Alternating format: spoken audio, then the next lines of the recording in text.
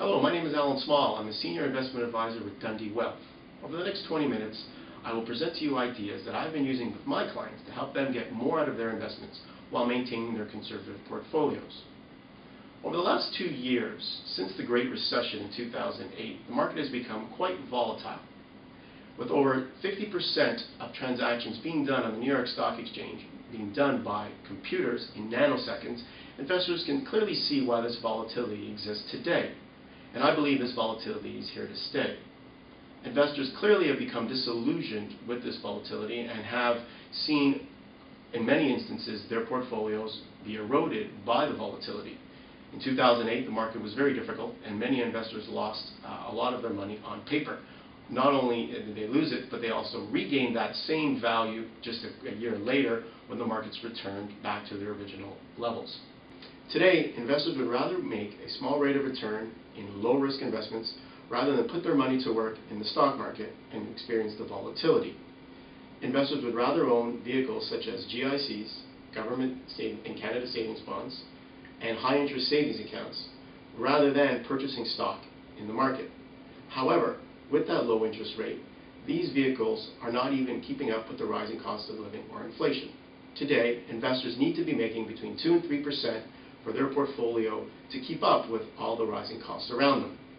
These vehicles at this time are not doing so.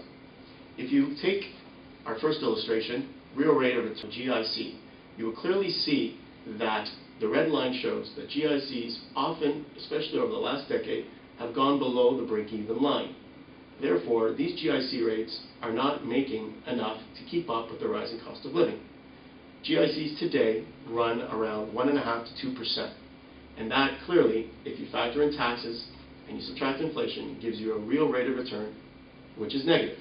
Therefore, even though investors think that by buying GICs or Canada savings bonds or even government bonds, that they are making a little bit of return and there is no risk with that, they are actually losing spending power on their money, which is not what they want to do over long periods of time.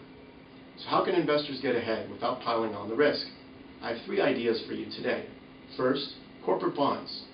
These are debt or bonds issued by corporations rather than the government. They pay a rate of return today of between 4 and 5% if you're looking at 4, 5, or even 6-year bonds.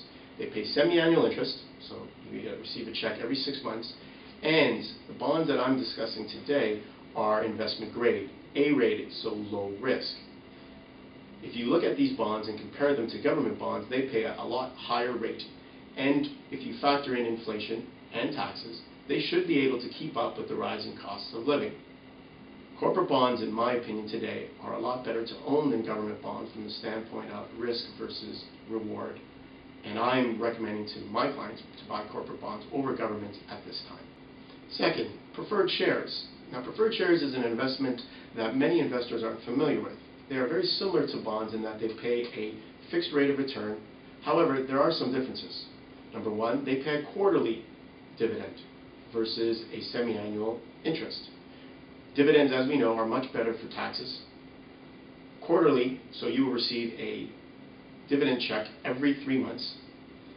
Preferred shares today that I'm recommending on this telecast will be preferred shares from some of your major financial institutions, like your top insurance companies or banks. Rates of return run in the vicinity of 5 to 5.25%. An illustration here just clearly shows my points.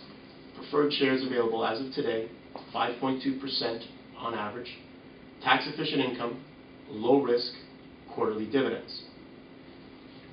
I believe when you take inflation into account, 5.2% is more than enough to not only cover the standard of living, but also have a little bit of gain left over once you factor that in.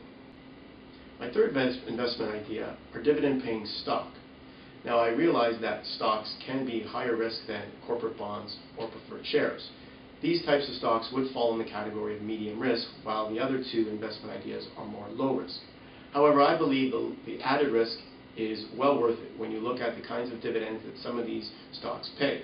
Today, you could purchase stock paying between 4, 5, even as much as almost 7% dividends, which can clearly enhance your portfolio when times are tough or when times are good. When times are difficult and an investment is losing money, 4 or 5%. If you do have that dividend behind you that is paying you 4 or 5%, you would break even. So it is very good to cushion the blow when times are difficult. And when when the markets are doing well, you then can add to the performance of the portfolio with these dividends as well. An investment might make 8, 9, 10%, and with these dividends you're looking more so at 15 to 17%. Stocks that pay great dividends can be found in many different sectors of the market. Sectors such as the energy sector, like some great oil companies, utilities companies, banks, financials, such as insurance companies, or even some tech stocks today are now starting to pay some dividends. Some of the tech names pay perhaps a little bit less of a dividend than some of the other areas of the market, like utilities, for example, but it's great to have a growthy name as well as a name that is paying you a couple of percent dividend as well. So a name like Bell Canada, for instance, a company that's been around for many years, familiar to all of us, can be and should be a part of someone's core holdings in their portfolio. The stock pays over 5% dividend and has had very consistent growth over the years. A name that I like for some of my investors and can be right for your portfolio as well. So, dividend contributions to one's total rate of return. The best illustration to show this is the one we have here. The percentage that dividends have accounted for in an equity investor's total return has varied greatly over time. In most difficult decades, the 1930s and this past decade, the percent actually exceeded 100%, while in growthier decades of the 90s, the percentage fell to about 22%. However, over the very long term, dividends account for about half of the total return, with the other half being capital gains. Now, if you're thinking that it's easy to then buy dividend-paying stock, perhaps you can just go research the highest-paying dividends that are out there that companies do pay and just buy those investments and you'll be fine. Well, if that's what you're thinking, think again.